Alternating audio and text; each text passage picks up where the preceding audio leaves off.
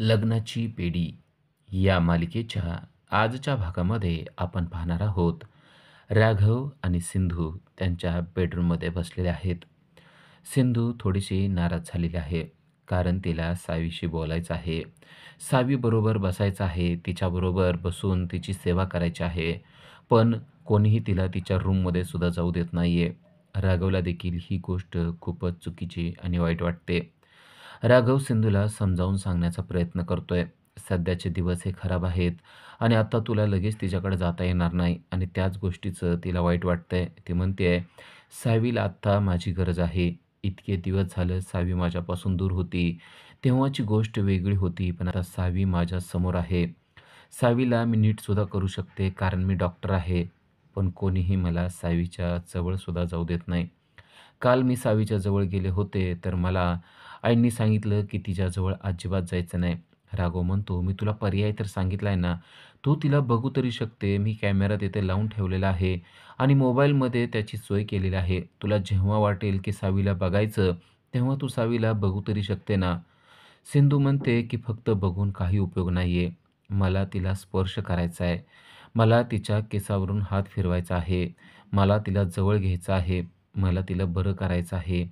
इतके दिवस ती माझ्यापासून दूर होती ना, आता एक-एक क्षण मला तिच्याबरोबर घालवायचा आहे आणि मला असं वाटतं ती लवकरात लवकर शुद्धीवर यावी. त्यासाठी तिच्यावर मी स्वतः औषधोपचार करावे. पण हे सगळं मला काहीही करायला मिळत नाही. राघव सिंधूला समजावून सांगतोय. तो म्हणतो, "सिंधू, थोडासा धीर धरणं गरजेचं आहे. जर का आत्ता आपण काय वेगळं वागलो, तर मग मात्र मधूचा बदला घेता येणार नाही. तुला वाटत असेल तर आपण आत्ता सगळं सत्य घरच्यांना सांगून टाकूया. सगळं काय सांगूया, पण यामुळे काय होईल लक्षात ठेव. यामुळे मधू मात्र तुझ्या हातातून सुटणार आहे. तू मधूला कधीच धडा शिकवू शकणार नाही आणि जर का तिला धडा शिकवायचा असेल, तर तुला थोडंसं खंबीर होणं गरजेचं आहे. आपल्या सावीसाठी आणि आपल्यासाठी तू थोडंसं खंबीर हो. आत्ताच्या घडीला जर का तू रडत बसलीस, तर मधू तुझ्या हातातून सुटणार आहे ही गोष्ट लक्षात ठेव. म्हणून मी सांगतोय, आत्ता थोडंसं शांतपणे घेणं गरजेचं आहे. मला तुझी मनस्थिती समजते आहे. एक आई म्हणून जर का तुला तुझी मुलगी समोर दिसत असेल आणि तिला कोणी भेटू देत नसेल, तर तुला त्याचं वाईटच वाटत असणार आहे." असं म्हणून राघवने सिंधूला स्वतःच्या जवळ घेतलेलं आहे. तर इकडे सर्वांचं सिंधूबद्दलच बोलणं चालू आहे. या मुलीला लवकरात लवकर घरातून हाकलून द्यायला पाहिजे, असं राजश्री सांगत आहे. मला तर असं वाटतं स्वतः मी तिचा हात धरावा आणि या घरातून तिला हाकलून द्यावं, असं देखील ती सर्वांना सांगत असते. कायद्याने आपले हात बांधले गेलेले आहेत, असं रेश्मा म्हणते. तेव्हा राजश्री म्हणते की बरोबर आहे. तेवढ्यामुळं तर आपण शांत राहिलेलो आहेत. जर का हे कायदे आपल्या हातात असते ना, तर आजच मी तिला हाकलून दिलं असतं. पण आता राघव देखील शांत बसणार नाही, असं मला वाटतंय. राजश्रीला स्वतःबद्दल खूपच गिल्टी वाटत असतं. ती हात जोडून सर्वांची माफी मागत म्हणते की या कृष्णाला मीच या घरामध्ये आणलेलं आहे, असं मला वाटतं. तेव्हा रुक्मिणी म्हणते, "उगाच तू स्वतःवर काही घेऊ नको. आता झालंय ते होऊन गेलेलं आहे. आता या परिस्थितीला या कृष्णाला घरातून कसं हाकलून द्यायचं ना, त्याचा विचार करणं गरजेचं आहे. या कृष्णाने आपल्या सिंधूचा खून केलेला आहे. लवकरात लवकर आपण राघवला सांगूया की तिच्या विरुद्ध पुरावे जमा कर आणि पुरावे जमा केले की लगेच तिला हाकलून देऊया." रेश्मा म्हणते, "पण मला असं वाटत नाही की राघव भाऊजींना तिच्या विरोधात पुरावे जमा करण्यामध्ये इंटरेस्ट आहे." तेव्हा राजश्री चिडते आणि म्हणते, "तू असलं काही अभद्र बोलू नको. माझ्या राघवचं फक्त आणि फक्त सिंधूवर प्रेम होतं. तिचा खून करणाऱ्या कृष्णावर तो कधीही प्रेम करू शकणार नाही. आता त्याचे हात फक्त कायद्याने बांधले गेलेले आहेत, म्हणून तो शांत बसलेला आहे." तेव्हा रुक्मिणी देखील रेश्मावर चिडते आणि म्हणते की तुझं तोंड जरासं बंद ठेव आणि आता आम्हाला प्लॅन सांग एखादा की कशाप्रकारे त्या कृष्णाला या घरातून बाहेर हाकलून देता येईल. राजश्री देखील म्हणते, "हो, मलाही असंच वाटते की एखादा प्लॅन करून आपण तिला या घरातून हाकलून देऊया. तिचं तोंड देखील बघण्याची माझी इच्छा नसते." तर इकडे राघव सिंधूला अजून समजावून सांगत आहे, "सिंधू, तुला माहिती आहे का, जेव्हा मला गोळी लागली होती तेव्हा मी काय विचार करायचो? तेव्हा मी विचार करायचो की या सगळ्या परिस्थितीतून मी बाहेर पडेल आणि त्याला मदत कोण करायचं माहिती आहे? फक्त तुझी स्माईल. जेव्हा तू स्माईल करायची ना, ते स्माईल आठवून, आठवून मी स्वतःला असं विचार करायचो की हे स्माईल मला आयुष्यभर पाहता आलं पाहिजे. म्हणून तर मी आता तुला म्हणतोय, तू फक्त स्माईल करत राहा. तुझ्या त्या एका स्माईलनं सगळ्या गोष्टी व्यवस्थित होणार आहेत. राघव तिला अतिशय चांगल्या शब्दामध्ये समजावून सांगत आहे आणि तो तिला स्माईलसुद्धा करायला लावतो. पण अजूनही सिंधू सिरियसच असते. राघव म्हणतो, "अजूनही तुझा चेहरा सिरियसच आहे. मला ना तुझ्या चेहऱ्यावर ते असं नटखट स्मितहास्य बघायचं आहे. ते स्मितहास्य बघितलं ना, मग माझा दिवस किती छान जातो ना, मी तुला सांगू शकत नाही." तुझ्या त्या एका स्माईलने माझ्या पोटामध्ये हजारो फुलपाखरं उडायला लागतात. राघव जेव्हा असं बोलत असतो, तेव्हा आपोआपच सिंधूच्या चेहऱ्यावर स्माईल यायला लागतं आणि राघव म्हणतो, "हां, हेच मला पाहिजे होतं आणि मला हेच आवडतं." असं म्हणून राघव आता कृष्णाच्या जवळ येत असतो आणि तिला म्हणतो, "मला हे पाहिजे. तुला नेहमी सतत हसत-खेळत पाहायचंय मला आणि जे झालंय ना, ते सगळं आता सोडून दे. आता मी तुझ्याबरोबर आहे. तुझ्या पाठीशी ठामपणे उभा आहे. आता तुला काही होणार नाही आणि सावीला देखील मी काही होऊ देणार नाही आणि त्या मधूला मात्र आपण चांगला धडा शिकवायचाच आहे. लक्षात आलं ना तुझ्या आता? म्हणून तर हे स्माईल असंच जपून ठेव आणि बघ, तुला हसतं-खेळतं जर का त्या मधूनं बघितलं ना, की तिचा आपोआपच जळफळाट होत राहणार आहे आणि मग ते आपल्या हातामध्ये येणार आहे. मग तिचा सगळा बदला आपण व्यवस्थितपणे घेऊ शकू." असं जेव्हा राघव म्हणतो, तेव्हा सिंधूला देखील बरं वाटतं. सिंधू आता उभारलेली असते आणि बाहेर चाललेले असते. राघव म्हणतो, की "आता कुठेसुद्धा जाऊ नको. तू इथंच बस माझ्याजवळ. मला तुला कुठंही जाऊ द्यायचं नाहीये." ती म्हणते, की "असं कसं? काम आहे ते कामं तर काही-काही केलीच पाहिजेत ना." राघव म्हणतो, "माझ्यापेक्षा पण काही महत्त्वाचं काम तुझ्याकडे आहे का?" असं म्हणून राघव रोमॅन्टिक होऊन तिच्या जवळ येत असतो आणि तेवढ्यात त्यांच्या रूमचा दरवाजा धाड-धाड वाजायला लागतो. ऋषभ बाहेरून राघवला हाक मारत असतो. "राघव, पटकन दरवाजा उघड," असं तो त्याला म्हणत असतो. राघव पटकन दरवाजा उघडायला जातो आणि दरवाजाच्या मागे सिंधूला लपवतो. बाहेरून ऋषभ आलेला असतो आणि ऋषभला पाठीमागं लपलेली सिंधू दिसत नाही. ऋषभ ताडकन आतमध्ये येतो आणि म्हणतो, "काय रे, किती वेळ लावतोस तू दरवाजा उघडायला? काय झालंय?" राघव म्हणतो, "कुठं काय झालेलं आहे?" ऋषभ म्हणतो, "अरे, मला तुला ना एक महत्त्वाची गोष्ट सांगायची आहे. पोलीस स्टेशनमधून फोन आलेला होता." असं तो त्याला बोलत असतो. पण राघवचं मात्र लक्ष त्याच्याकडे नसतं. राघवचं सगळं लक्ष सिंधूकडेच असतं आणि तो सिंधूला डोळ्याने खुणवत असतो, त्याचबरोबर हाताने देखील खुणवत असतो. ऋषभ म्हणतो, "तुझं माझ्याकडे लक्ष आहे ना?" राघव म्हणतो, "अरे, तुझ्याकडेच लक्ष आहे. बोल ना, काय झालं? काय सांगितलं पोलीस स्टेशनमधून?" आणि ऋषभ त्याला एका केसबद्दल बोलत असतो. पण राघवचं लक्ष मात्र सिंधूकडे असतं आणि तो सिंधूला खुणवून सांगतो, की "तू बाहेर गेली तर चालेल." सिंधू स्वतःला विचारते, की "मीच का? जाऊ का?" असं म्हणून ती पण मुद्दाम त्याची फिरकी घेत असते आणि राघव तिच्याकडे पाहत असतो. आता सिंधू रूमच्या बाहेर हळूच निघून जात असते आणि राघवचं सुद्धा सगळं लक्ष खरं तर सिंधूकडेच असतं. सिंधू हळूच आता रूममधून बाहेर पडते आणि ऋषभ मात्र त्याला त्या केसबद्दल सांगत असतो आणि विचारतो, "मग तुला काय वाटतंय यामध्ये काय होईल?" खरं तर राघवला ऋषभ काय बोलतोय ते अजिबात कळलेलं नसतं. तो म्हणतो, "ऑल राइट, बघूया आपण यामध्ये काय करता येईल ते."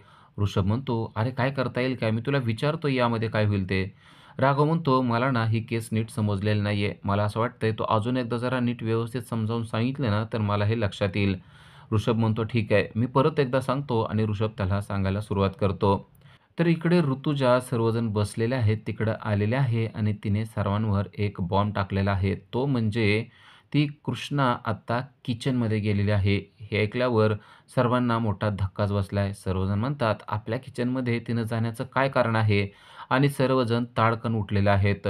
रुक्मिणीला तर भलताच राग आलेला आहे. "मला ना बाहेरच्या कोणत्याही व्यक्तीने येऊन किचनला हात लावलेला अजिबात आवडत नाही आणि ती चोरटी कृष्णा नक्की काय करत असेल ना, काही सांगता येत नाही." तेव्हा राजश्री पण चिडते आणि म्हणते, "खरंच त्या पोरीला ना घरातून हाकलून दिल्याशिवाय पर्याय नाहीये. आता ही पोरगी किचनपर्यंत पोहोचलेली आहे म्हणजे किचनवर अधिकार गाजवणार." रेश्मा देखील म्हणते, "मलाही असंच वाटतंय. आता किचनवर अधिकार गाजवते, परत सगळ्या घरावर अधिकार गाजवेल." आता सर्वजण किचनमध्ये पोहोचलेले असतात, तेव्हा त्यांना दिसतं की सिंधू खीर बनवत आहे. ते सिंधूला विचारतात, की "तू इथं काय करते?" ती म्हणते, की "मी इथं खीर बनवते. दिसत नाहीये का पातेल्यामध्ये काय आहे ते?" तेव्हा सर्वजण म्हणतात, "ते आम्हाला दिसतंय, पण या रूममध्ये येण्याचा तुला अधिकार नाहीये. किचनवर तुझा कसलाही अधिकार नाही आणि तू या घरामध्ये आलीस तरी आता किचनमध्ये मात्र तू येऊ शकणार नाहीस. कारण किचन हे खूप पवित्र ठिकाण आहे आणि त्या ठिकाणी तू यावं असं आम्हाला वाटत नाही." तेव्हा रेश्मा देखील तिला बोलायला लागते आणि म्हणते, "आत्ताच्या आत्ता तू या किचनमधून बाहेर निघ." सर्वजणच तिच्यावर अगदी तुटून पडलेले असतात. पण कृष्णा मात्र कोणालाही भीत नाही. कृष्णा म्हणते, आता आपण रत्नपारखीची सून आहे आणि रत्नपारखीची सून असल्यामुळे अख्ख्या घरावरच आपला आता कंट्रोल आहे. अख्खं घरच आपलं आहे. तर किचन काय गोष्ट आहे? आपण किचनमध्ये येणार आणि आपल्याला जे करू वाटतंय ना, ते आपण करणार. तुम्हाला जे काही करायचं असेल ते तुम्ही करा आणि तुम्हाला माहिती आहे ना, या कृष्णाचा कारभार नाही ढिल्ला आणि जो नडेल त्याच्यावर करणार हल्ला. त्यामुळं तुम्ही आता माझ्या नादी अजिबात लागू नका. मला किचनमध्ये जे काही करू वाटतं ना, ते करण्यासाठी मी वारंवार इथे येणार आहे. तेव्हा रुक्मिणी चिडते आणि म्हणते, "ही पोरगी ना अगदी वाईट आहे. हिच्या नादी न लागणं चांगलं आहे. आता हिला कसं बोलावं आणि काय बोलावं तेच कळत नाहीये." राजश्री मात्र म्हणते, की "तू आत्ताच्या आत्ता किचनमधून बाहेर निघ. मी तुला सांगितलंय ना, तू इथं आलेली मला अजिबात आवडलेलं नाहीये." पण कृष्णा मात्र कोणाचं काहीच ऐकत नसते. कृष्णा म्हणते, "अगोदर आपण खीर बनवणार आहे. खीर बनवून झाल्यानंतर आपण इथं थांबणारच नाहीये. पण लक्षात ठेवा, आपल्याला जेव्हा येऊ वाटेल ना, तेव्हा आपण अजून इथे येणार आहे. त्यामुळं तुम्ही सगळेजण येऊन जरी मला दम देत असलात, तरी तुमच्यात काहीच दम नाहीये, कारण तुमच्या दमाला मी अजिबात घाबरत नाहीये. त्यामुळं तुम्ही ही खीर चाखा असं म्हणून तिने रेशमाच्या समोर खिरीचा चमचा धरते आणि बोलत असलेल्या रुक्मिणीच्या मटकन चमचा तोंडात घालते आणि म्हणते, "कसं काय? बघा कशी झाली आहे खीर? छान झाली आहे ना?" खरं तर रुक्मिणीला खीर आवडलेली असते, पण लगेच तोंडावरचे एक्सप्रेशन बदलून ती म्हणते, "इतकी छान खीर ना मी माझ्या आयुष्यात कधीसुद्धा खाल्लेली नाहीये." तेव्हा राजश्री तिला बोलत असते आणि आत्ताच्या आत्ता या किचनमधून बाहेर निघ असं म्हणत असते. तेव्हा त्याच गोष्टीचा फायदा घेऊन कृष्णाने तिच्याही तोंडात चमचा घातलेला असतो. पण जेव्हा तो चमचा राजश्रीच्या तोंडात जातो, तेव्हा खिरीची चव तिने घेतलेली आहे आणि या खिरीची चव या अगोदर आपण कधीतरी घेतलेली आहे, असंच एक्सप्रेशन तिच्या चेहऱ्यावर आलेलं असतं. ही कृष्णा नसून ही सिंधूच आहे की काय, असं क्षणात तिला जाणवलेलं असतं. कारण तीच चव त्या खिरीला असते आणि कृष्णा तिला म्हणतेही, "काय आवडली ना आपण केलेली खीर?" पण राजश्री मात्र शांत बसते. राजश्री काहीच बोलत नाही. या मुलीच्या हाताला सिंधूच्या हाताची चव कसं काय? असा मोठा प्रश्न तिला पडलेला असतो आणि त्यामुळेच ती शांत बसलेली असते. रुक्मिणी मात्र अजूनही कृष्णावर बडबड करत असते आणि तिला म्हणते, की "तुझ्या हातची खीर खाल्ल्यानंतर आम्ही पगळून जाईल असं समजू नको. आम्हाला तुझ्यात काही इंटरेस्ट नाहीये आणि तू आत्ताच्या आत्ता या रूमच्या बाहेर निघ." तर राजश्री मात्र शांत झालेली असते आणि राजश्रीला वाटत असतं, की खरंच ही कृष्णाचं सिंधू असू शकेल काय? कारण हिच्या हाताला इतकी हुबेहूब म्हणजे अगदी सिंधूच्याच हातची चव कसं काय येत असेल? असा मोठा प्रश्न तिला पडलेला आहे. कृष्ण आता तो बॉल उचलते आणि सावीकडे घेऊन चाललेला असते. ऋतुजा तिला म्हणते, "तू हे घेऊन कुठं चाललेले आहे?" तेव्हा कृष्णा म्हणते, "आपण आपल्यासाठी केलेलं आहे ना, तर आपण खाणार आहे. तुला काय करायचंय?" असं बोलून तिने ऋतुजाचं तोंड बंद केलेलं असतं. कारण जर का आपण सावीसाठी ही खीर बनवलेली आहे, असं सर्वांना सांगितलं, तर कोणीही आपल्याला सावीला ती खीर खाऊ घालू देणार नाही आणि सावीच्या रूममध्ये आपल्याला जाऊ देखील देणार नाही, हे कृष्णाला माहीत असतं. त्यामुळेच ती ऋतुजाला असं सांगते, की "ही खीर मी माझ्यासाठी केलेली आहे. नशीब तुम्हाला एक-एक चमचा चव तरी दिली. मी स्वतः केलेली वस्तू कोणाला खायला देत नाही." असं म्हणून कृष्णा मात्र तेथून जाते. पण राजश्री मात्र रुक्मिणीला सांगते, की "या मुलीच्या हाताला हुबेहूब सिंधूसारखीच चव आहे." तेव्हा रुक्मिणी म्हणते, "आता तिच्या हाताला चव असली म्हणून ही काही सिंधू होत नाही, हे लक्षात ठेव." तर इकडे सावी तिच्या रूममध्ये शांतपणे झोपलेली असते. सावी अजूनही शुद्धीवर आलेली नाहीये आणि तिच्यासाठी सिंधू खीर घेऊन आलेली आहे. तिला पण खीर खाऊ घालावी असं सिंधूला वाटत आहे. पण सावी मात्र काही बोलत नाहीये. सावी शांत पडून आहे. सिंधू तिच्या जवळ जाते आणि तिच्या जवळ खीर ठेवून तिला बोलायला लागते. "सावी, बघ ना बाळा कोण आलंय? तुझी आई आलेली आहे. बाळा, डोळे उघड ना. मी तुझ्यासाठी ना खूप गोड-गोड छान अशी खीर केलेली आहे. उठ ना बाळा. फक्त, फक्त 1 चमचाच खीर खा. तू 1 चमचा जरी खीर खाल्लीस ना, तरी मला खूप छान वाटेल. खरंच, तू माझ्यापासून दूर झाल्यापासून तुझ्यावर खूप अन्याय झाले ना, पण आई म्हणून मी काही करू शकले नाही. पण मी तरी काय करू बाळा? मी संकटात होते आणि तेव्हा तुझ्याजवळ येणं मला शक्य नव्हतं. आपल्यावर खूप अन्याय, अत्याचार झालेले आहेत, पण त्या प्रत्येक अन्याय, अत्याचाराचा बदला आता मी घेतल्याशिवाय राहणार नाही. पण तू जागं हो बाळा. तू जागी झालीस ना, तर मला अजून 100 हत्तीचं बळ येणार आहे." असं ती बोलत असते आणि तेव्हाच दरवाजा उघडून मधू आतमध्ये येते आणि मधू टाळ्या वाजवतच आतमध्ये आलेले असते. "अरे वाह! तर तुझं तिच्याशी कन्व्हर्सेशन चालू आहे, पण तिने डोळे उघडलेले आहेत का ते बघ तरी ना. अगं ती काहीच बोलत नाहीये, हलत नाहीये आणि तू काय तिच्याशी बोलायला लागलेले आहे." असं जेव्हा मधू म्हणते, तेव्हा कृष्णा चांगलीच चिडलेली असते. "आत्ताच्या आत्ता तू या रूमच्या बाहेर हो. माझ्या मुलीच्या जवळसुद्धा तू यायचं नाही. तुझी सावलीसुद्धा तिच्यावर पडू द्यायची नाही, लक्षात ठेव." तेव्हा मधू म्हणते, "पण तुझी सावली तिथं पडते ना, तर मी सुद्धा इथे येणार. खरं तर घरच्यांना तुझी सावली तिच्यावर पडू द्यायची नाहीये." कृष्णा म्हणते, "आत्ताच्या आत्ता तू या रूमच्या बाहेर हो, मी तुला सांगितलंय." मधू म्हणते, "मी या रूमच्या बाहेर जाणार नाही आणि तुला असं वाटतंय ना, की ती शुद्धीवर यावी. पण समज ती कधीच शुद्धीवर नाही आली आणि तिचा श्वासच बंद झाला तर?"